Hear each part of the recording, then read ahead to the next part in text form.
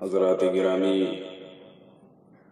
تمام عبادتوں میں سب سے افضل ترین عبادت نماز ہے۔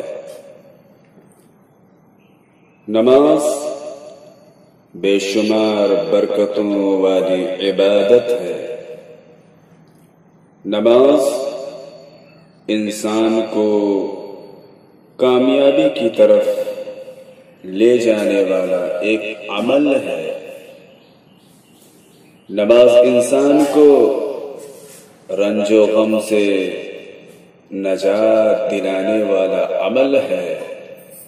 نماز انسان کو قرب الہی کی دولت سے مالا مال فرماتا ہے۔ نماز انسان کو حق تعالی جل شانہ کی محبت سے اور اس کے حبیب علیہ السلام کی الفتوں سے مالا مال کرنے والا ایک عمل ہے۔ آج کل ہم مسلمانوں کی ذلت و رسوائی کی سب سے بڑی وجہ یہی ہے کہ جس نماز کے ذریعے ہم مسلمانوں کو عزت ملا کرتی تھی، آج اسی نماز کو ہم لوگوں نے چھوڑ دیا ہے، اور ہم یہ محسوس بھی نہیں کر پا رہے ہیں کہ نمازوں کے چھوڑنے والے کے بارے میں کتنی وعیدیں احادیث مبارکہ میں آئی ہیں۔ ہم مسلمان بڑی آسانی سے نمازوں کو چھوڑ دیتے ہیں۔ کبھی کوئی فجر چھوڑتا ہے، کبھی کوئی ظہر ترک کر رہا ہے، کبھی عصر ترک کر رہا ہے، کبھی مغرب تو کبھی عشاء۔ یہ نمازوں کے چھوڑ دینے کا سبب کیا ہے؟ میرے دوستو، ان نمازوں کے چھوڑ دینے کی وجہ صرف یہی ہے کہ ہم نماز کی برکتوں سے، نماز کے فائدوں سے، نماز کی اہمیت و حقیقت سے، نماز کی افادیت سے ناواقف ہیں۔ یہ نمازوں کے چھوڑ دینے کی وجہ صرف یہی ہے کہ نمازوں کے چھوڑ دینے کی جو وعیدیں احادیث مبارکہ میں آئی ہیں، نماز کے چھوڑ دینے پر جو عذاب، جو سزائیں ذکر کی گئی ہیں، ہم اس سے ناواقف ہیں۔ اگر ہمیں یہ بتا دیا جائے کہ نماز چھوڑ دینے کی کیا وعید ہے، نماز چھوڑ دینے کی کیا سزائیں ہیں، کیا عذاب ہیں، اور یہ بھی بتا دیا جائے کہ دنیا کے اندر نماز پڑھنے کے کیا فائدے ہیں، کیا ثواب ہے، اور آخرت میں نماز پڑھنے پر کیا انعام ہے، تو میں دعوے کے ساتھ کہتا ہوں، آج کے بعد ہم لوگ یقیناً کوشش کریں گے کہ ہماری جان چلی جائے لیکن ایک وقت کی ہماری نماز قضا نہ ہو۔ آج کے دور کا مسلمان کہتا ہے کہ ٹائم نہیں ملتا کہ میں نماز پڑھوں، وقت نہیں ملتا کہ میں نماز پڑھوں۔ دوستوں، میں پوچھنا چاہتا ہوں، ہمیں دنیا کی ساری چیزوں کے لیے وقت ملتا ہے، اگر وقت نہیں ملتا تو بس نماز کے لیے، ٹائم نہیں ملتا تو بس نمازی کے لیے۔ ہم اپنے اسلاف کی زندگی کا جائزہ لیں، اولیاء کرام کی زندگی کا جائزہ لیں، بزرگان دین کی زندگی کا جائزہ لیں۔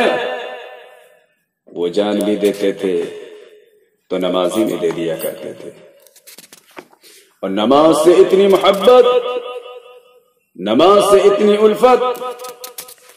آئیے ہم رحمت دو عالم صلی اللہ علیہ وسلم کی زندگی پاک کا جائزہ لیں کہ ہمارے نبی صلی اللہ علیہ وسلم اپنے رب کی محبت میں جب بے چین ہو جاتے تو حضرت بلال رضی اللہ تعالیٰ عنہ کو حکم دیتے، اے بلال تم اذان دو تاکہ میں نماز پڑھ کر اپنے آتش شوق کو بجھا دوں، میں نماز پڑھ کر اپنی بے قراری اور بے چینی کو بجھا دوں، میں نماز پڑھ کر اپنے رب کو راضی کر لوں۔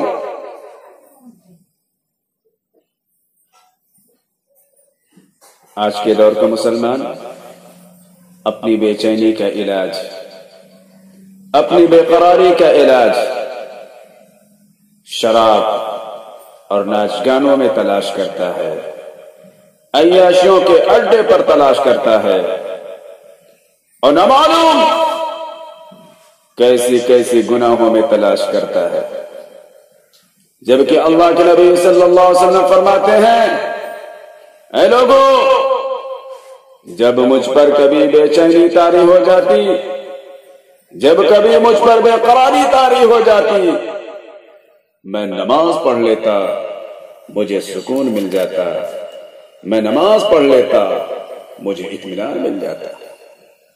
معلوم یہ ہوا کہ نماز سکون کا ذریعہ ہے، نماز رنج و غم دور ہونے کا ذریعہ ہے، نماز انسان کی پریشانیوں کا علاج ہے۔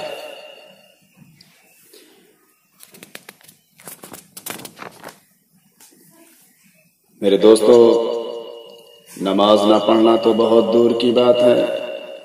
جو لوگ نماز تو پڑھتے ہیں مگر سستی کرتے ہیں، نماز پڑھتے ہیں لیکن بڑی کاہلی کے ساتھ پڑھتے ہیں۔ میرے آقا صلی اللہ علیہ وسلم اللہ عز و جل کا پیغام دنیا والوں تک پہنچاتے ہیں کہ حق تعالی جل شانہ ارشاد فرماتے ہیں، فویل للمصلین الذین هم عن صلاتهم ساہون، ویل ہے ان نمازیوں کے لیے جو اپنی نمازوں کو بھلا چکے ہیں، جو اپنی نمازوں میں کاہلی اور سستی کرتے ہیں۔ پوچھا گیا ویل کیا چیز ہے؟ آپ کو معلوم نہیں؟ احادیث مبارکہ میں ویل کے سلسلے میں فرمایا گیا، ویل جہنم کی وہ وادی ہے جس سے جہنم روزانہ 70 مرتبہ پناہ مانگتی ہے، اور اس وادی کے اندر اس شخص کو ڈالا جائے گا جو نمازی تو ہوگا لیکن کاہلی اور سستی کر کے نماز پڑھتا ہوگا، وقت کے گزر جانے کا انتظار کرتا ہوگا، جیسے تیسے نماز پڑھتا ہوگا۔ فرمایا گیا اس کاہل نمازی کو، اس سست نمازی کو، اس تاخیر کرنے والے نمازی کو ویل جہنم میں ڈالا جائے گا۔ میرے دوستو، جب کاہلی اور سستی سے نماز پڑھنے والوں کے لیے عذاب ہے تو جو لوگ سرے سے نماز پڑھتے ہی نہیں ان کا حال کیا ہوگا، ان کا انجام کیا ہوگا؟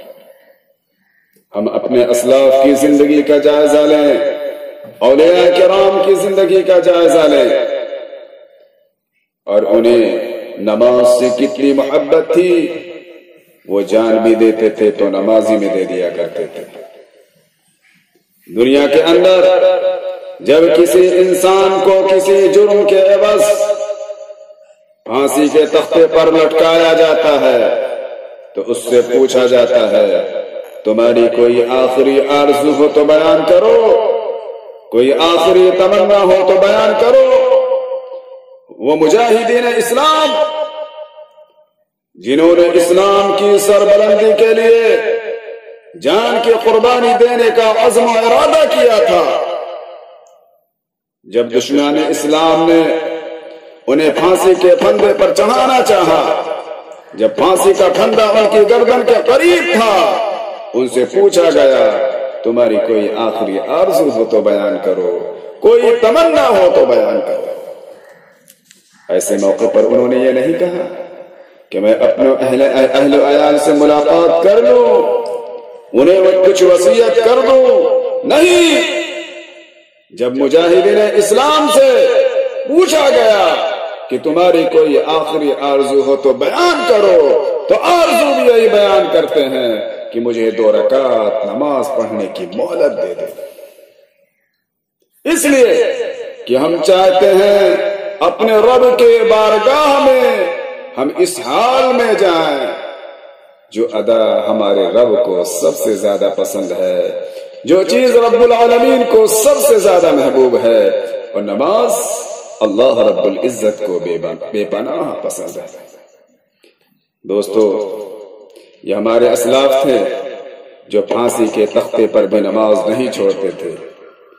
آج ہم مسلمان نرم گدوں پر بڑی آسانی سے نمازوں کو چھوڑ دیتے ہیں۔ آج ہم دنیاوی لذتوں اور سرور کے لیے نمازوں کو ترک کر دیتے ہیں۔ نمازوں کے تاریخ کے سلسلے میں سخت ترین وعید آئی ہے۔ مسلمانوں، بہانے نہ بناؤ کہ اس بہانے کے سبب سے، اس مجبوری کے سبب سے ہم نمازوں کو چھوڑ رہے ہیں۔ ذرا غور کرو، فرمایا گیا اگر کسی بندے کے دونوں ہاتھ شل ہو گئے ہوں، مفلوج ہو گئے ہوں، وہ ہاتھوں سے نہ پانی لے سکتا ہے، نہ ہاتھوں سے وضو کر سکتا ہے، نہ ہاتھوں کے ذریعے تیمم کر سکتا ہے۔ پوچھا گیا پھر وہ نماز کیسے ادا کرے؟ بے وضو تو نماز ہوتی نہیں۔ فرمایا گیا وہ اپنے چہرے کو دیوار کے ساتھ مل کر کے تیمم کر لے اور نماز پڑھ لے، کیونکہ نماز کسی حالت میں معاف نہیں ہے۔ میرے دوستو، ہمیں بتائیں، جب ایسی حالت میں ہم پر نماز معاف نہیں ہے تو ہم ہٹے کٹے تندرست ہو کر ہاتھ پاؤں کی نعمتوں کو حاصل کر کے اگر نمازوں کو چھوڑیں گے تو کل بروز قیامت خدا کے حضور ہم کیا جواب دیں گے؟ اس لیے میرے دوستو، ہم نماز کی پابندی کریں، ہماری جان چلی جائے لیکن ہم نماز کو نہ چھوڑیں۔